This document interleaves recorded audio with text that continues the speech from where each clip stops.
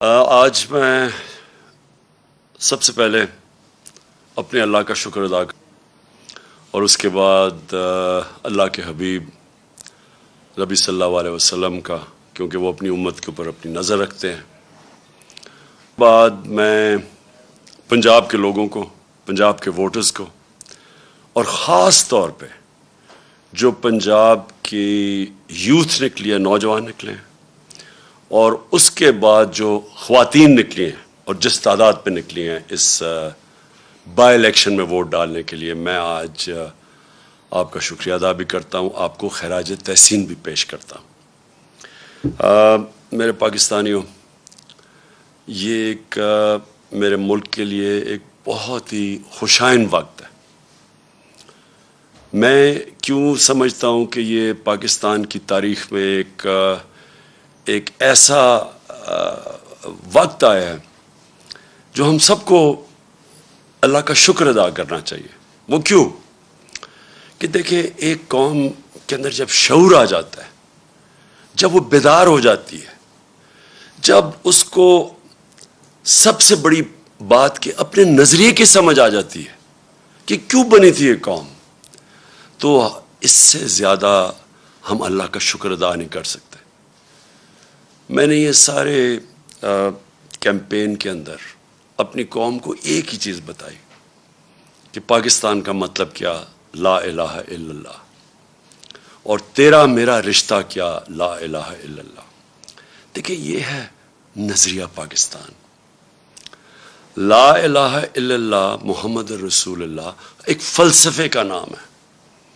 ہم اس کو جس دن ہم سمجھ گئے، ہم اپنا نظریہ سمجھ جائیں گے، اور جب ہم اپنا نظریہ سمجھ گئے تو یہ قوم ایک عظیم قوم بن جائے گی۔ کبھی بھی قوم نظریے کے بغیر نہیں بنتی۔ ایک قوم جس کا نظریہ ہی نہیں ہے، وہ قوم ہی نہیں بن سکتی، وہ ہجوم ہوتا ہے عوام کا۔ تو میں آج خوش ہوں؟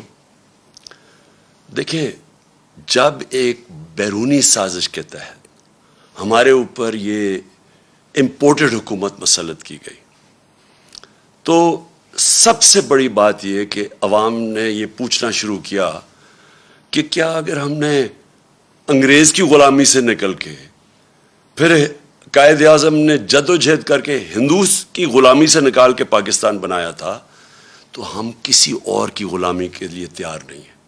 اور جس طرح ایک بیرونی سازش جو ہمارے اس کے تحت ہمارے اوپر یہ لوگ مسلط کیے گئے، میں نے اپنی قوم کے اندر وہ شعور اور بیداری دیکھی جو میں ابھی تک نہیں دیکھی تھی۔ اور میں اس لیے خوش ہوں کہ اب ہم اللہ کے فضل سے ایک قوم بننے جا رہے ہیں۔ اور جب ایک قوم بن جاتی ہے نا، میرے پاکستانیوں سن لیں ذرا، جب ہم قوم بن جائیں گے اور بننے کی طرف جا رہے ہیں، تو یہ جو مسئلے ہیں نا، ہمارے قرضے کے، ہمارے مسئلے ہیں کہ جی ہمارے پاس پیسہ نہیں ہے ملک چلانے کے لیے، یہ جتنے بھی ہمارے مسئلے ہیں، یہ سارے حل ہونا شروع ہو جائیں گے۔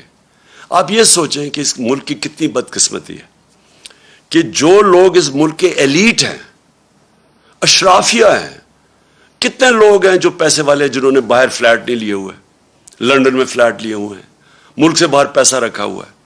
یہ کیوں رکھا ہوا ہے؟ یہ اس لیے رکھا ہوا ہے کہ بلیو ہی نہیں کرتے پاکستان میں۔ آپ نے کبھی سنا ہے کہ برطانیہ یا فرانس یا یورپ یا وہ اپنے پیسے ملک سے باہر رکھیں، اپنے بچوں کو باہر کا شہری بنا دیں؟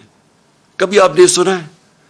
تو ایک طرف ہم جو لیڈرشپ ہے وہ کہتی ہے کہ ہم پاکستان کے لیے مرنے کے لیے تیار ہیں، اور پیسے ہم نے اپنے باہر رکھے ہوتے ہیں، جائیدادیں ہماری باہر ہیں، ہم عیدیں باہر گزار رہے ہیں، اپنی چھٹیاں، علاج، سب کچھ باہر کر رہے ہیں، شاپنگ باہر ہے۔ دیکھیے، ایسے قوم نہیں بن سکتی۔ میں پہلی دفعہ یہ قوم کے اندر جو بیداری دیکھ رہا ہوں، میں میں نے اللہ کا خاص رات کو شکر ادا کیا کہ ایک وہ قوم جو اتنی قربانیوں سے بنی تھی، قائد اعظم کی اگر آپ ان کی تاریخ پڑھ لیں تو جس طرح کی وہ ان کی جو صحت تھی، اور جس طرح انہوں نے ایک اپنی صحت کو نظر انداز کر کے بیماری کا بھی نہیں پتہ چلوانے دیا ڈاکٹرز کو، تاکہ مخالفین کو نہ پتہ چل جائے، وہ پاکستان بننے سے روک دیں۔ اس طرح کی قربانیوں سے ملک بنا تھا. اور جو ہم بڑے ہو رہے تھے سارے ایسٹ پنجاب سے جو لوگ آئے تھے, اور میری اپنی فیملی وہاں سے جب پارٹیشن کے اوپر آزادی پہ یہاں پاکستان آئے تھے, شاید ہی کوئی خاندان تھا جنہوں نے وہ قتل عام نہیں دیکھی. تو اس لیے جدھر آج ہم کھڑے ہیں,